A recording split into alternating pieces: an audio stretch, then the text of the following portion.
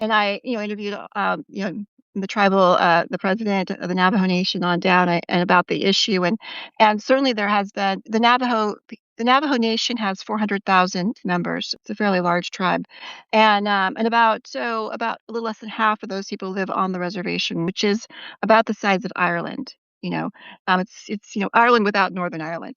And then it's a pretty large area, and it's always been a sort of a swing vote in the state because you have I'd say about 80% of the vote goes to Democrats and 20% to Republicans on most reservations.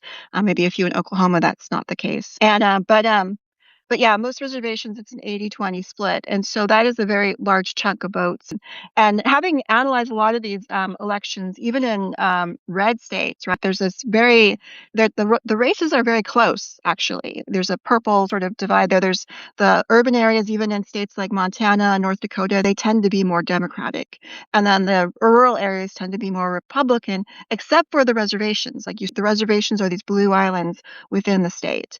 And so the reservation communities, their vote can actually act as sort of a thumb on the scale and be the deciding vote, because sometimes the difference in ballots is only like 2,000, which certainly is enough for any tribal community in any state to basically swing. And there are several Senate seats over the years that have been really down to the native vote. And certainly in Arizona, the native vote has a huge impact.